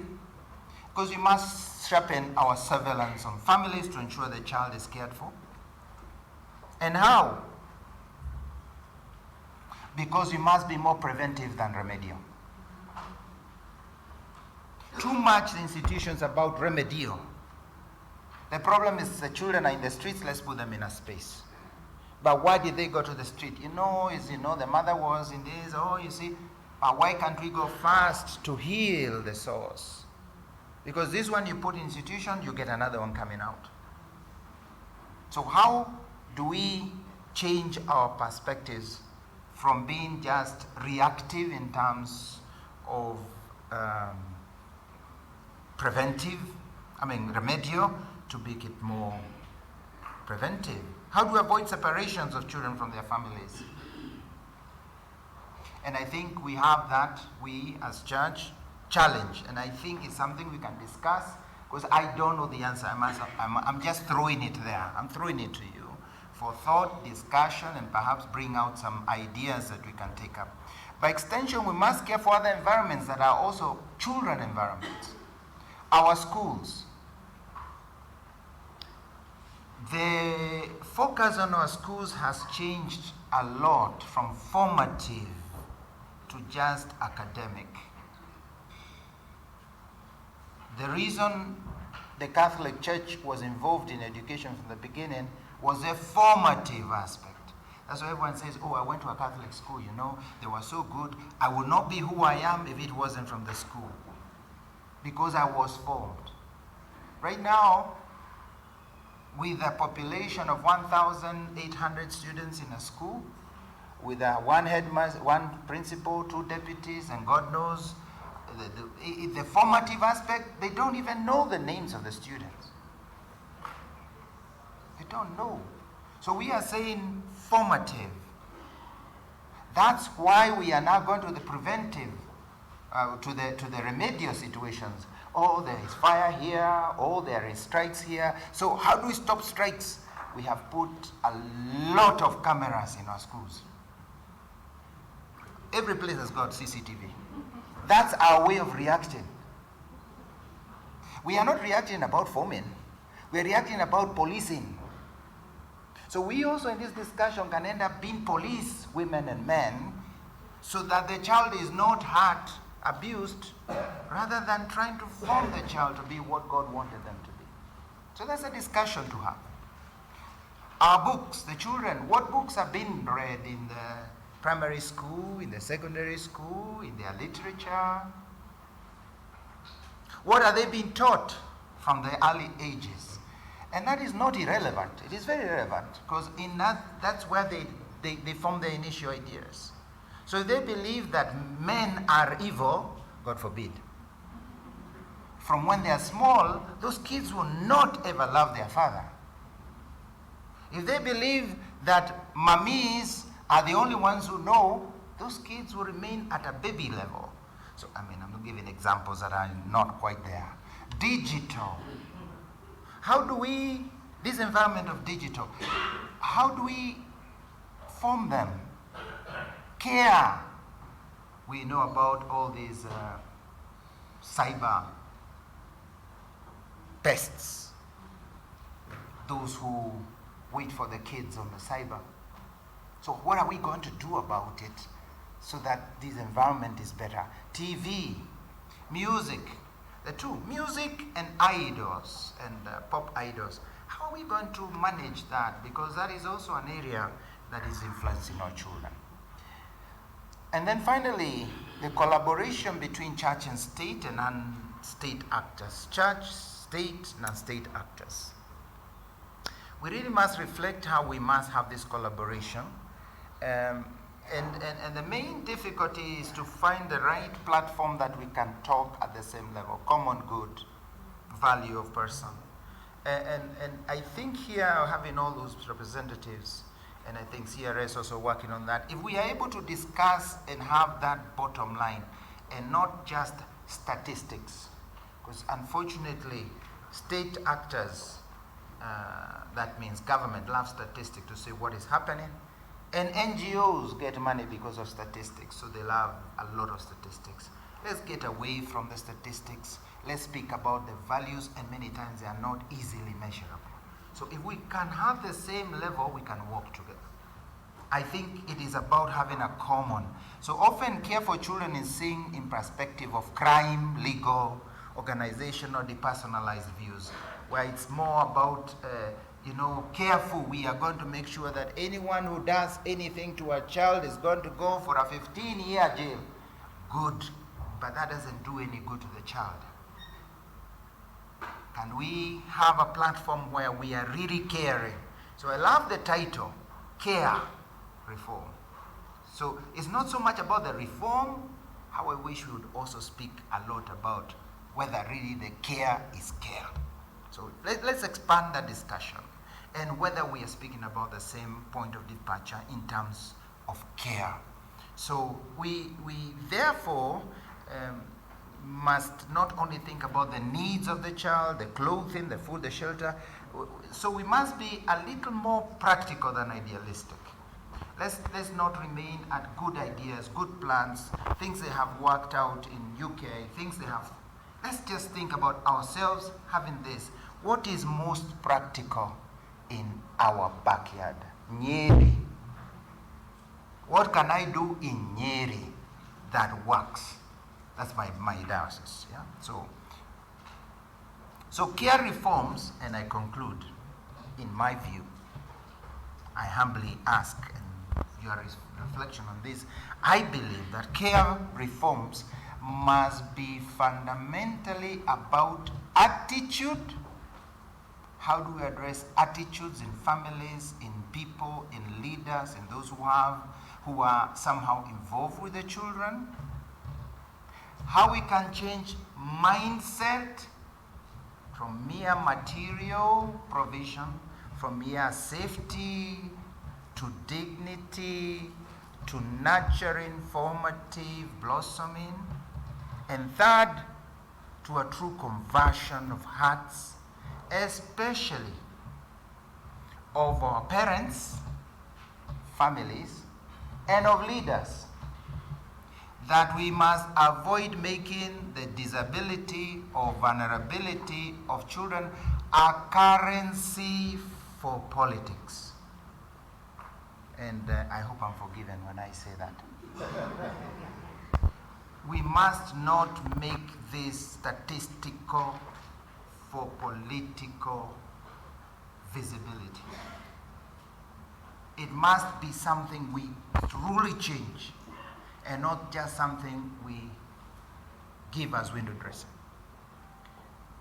For us, our church, we know is the right perspective. We have the right perspective, and we know that because it's a reflection about how that we can make that child blossom into be the image and likeness of God. And our role is to restore dignity where he has been deprived, distorted, crushed, and also to nurture where it is yet to blossom within the scope of what they are able to. And that dignity is not a material value, not measured by material, but measured by something within and deeper. So carry this conversation to that level, and I think you might have very good suggestions for us, especially we, the church leadership, to then reflect and see what must we change in our direction and orientation, so that that which we feel is a call that God gives us in this moment can be realized. Thank you very much. God bless you.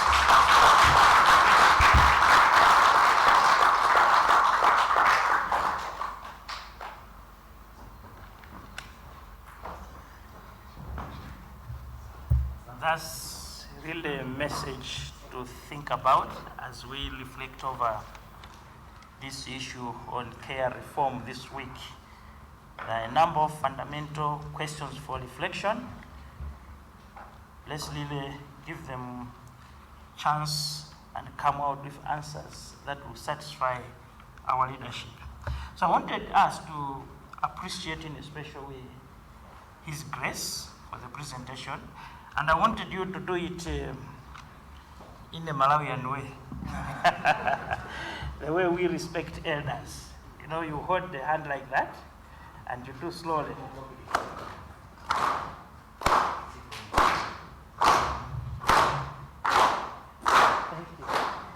Thank you. Now, allow me just for a minute to ask the two elders, His Grace and Joseph Mutari, MPS, the Principal Secretary, to come in front. We wanted also to give you a small appreciation that will make you remember that you are here. So just for a second, come in front.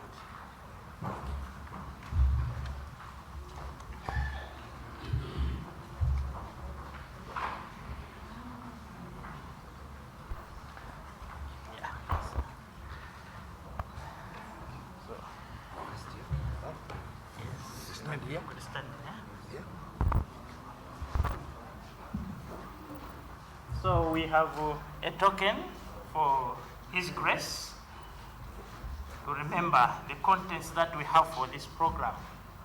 Thank you. And another token for the Principal Secretary. Thank you.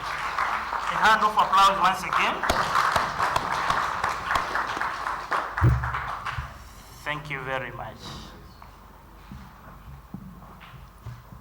Now, as our two elders are shaking hands, we request that we go for a group photo.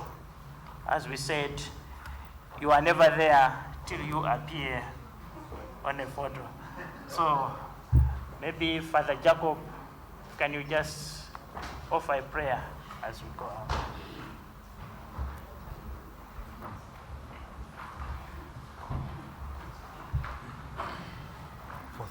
Yeah. Let us pray. In the name of the Father, and of the Son, and of the Holy Spirit. God our Father, we thank you for the session that we have had. Thank you for our guests. Thank you for the delegates who are here. We thank you and we ask you to bless now what we have received. As we break for tea and for the photo session, may you bless the tea that we are going to take, that it may give us enough energy to continue having the care reform conversation for the better and best interest of the child. And we ask all this through Christ our Lord. Amen. In the name of the Father, and of the Son, and of the Holy Spirit. Amen. So the media people, you direct us where we can have the photo, and let's do it quickly so that we go for tea and then come back for. We will take the photo from ground floor. Behind this hall, there's some nice place that is already set. You just take the stairs.